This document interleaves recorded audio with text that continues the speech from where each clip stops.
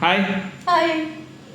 So we want to talk today about something that might be evident for some people, but that I think it's important to verbalize and talk about. And that is, you can love your partner without always liking them.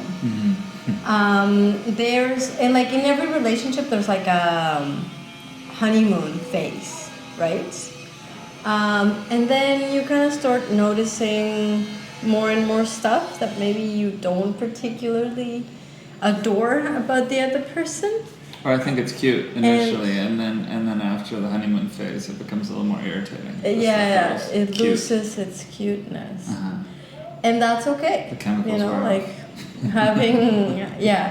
having space for it, and I mean, at the end of the day, it is just two humans living in the same space, right? So that creates a whole array of stuff that are unpleasant to deal with on a daily basis. So we should probably maybe have our microphones a little bit closer. Sorry, we have construction in our house. You may hear a little bit of it. It's our ambient noise.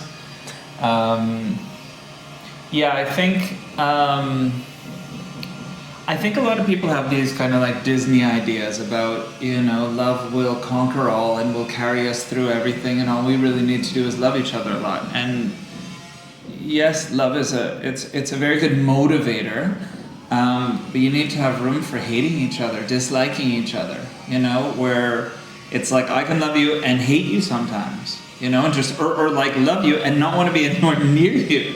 And that's also part of me loving you, is saying, okay, I need to respect my space, I need to respect your space, and there's things that you're gonna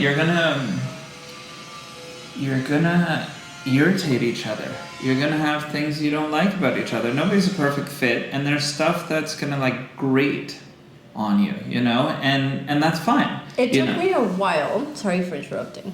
Yeah, that might grate on me.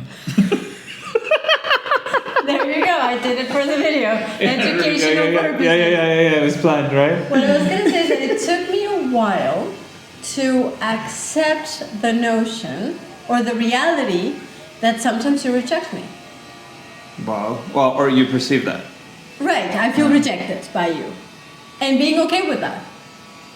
Instead of wanting your constant approval or wanting to change myself to be approved. Oof. Right? Yeah, it's the I think people come into relationships really fucking ignorant. Like really fucking ignorant. Like we're not prepped. We're not prepped by our parents. We're not prepped by society. Like we live in a society. I'm gonna rant a little bit, but we live in a society where a huge range of emotions aren't allowed to be shown.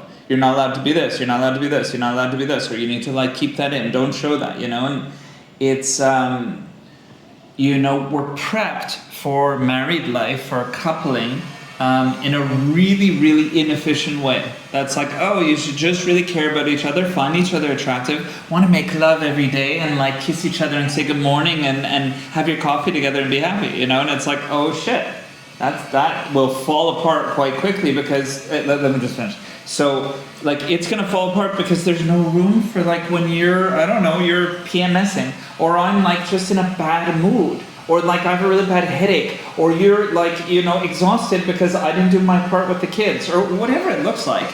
There's a million different scenarios where you're not gonna be happy together.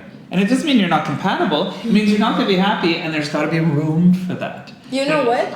I think we've been exposed to a romantic love in TV and even in books and in movies that's it lifts you up, right?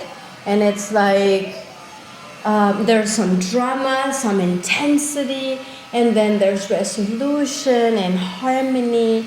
And I think some of these movies and books and magazines or whatever don't show the real deal because it's actually quite unpleasant. It's hard to sell. Right. Not being married is unpleasant, although it could be. But what I'm trying to say is there is so much darkness and shadows in each and all humans. So love is not being in love. You know, it's not this first stage. Love is actually something that's so sturdy and like enduring, and just because when you're married to someone, all your crap comes up and it's mirrored, and their crap comes up.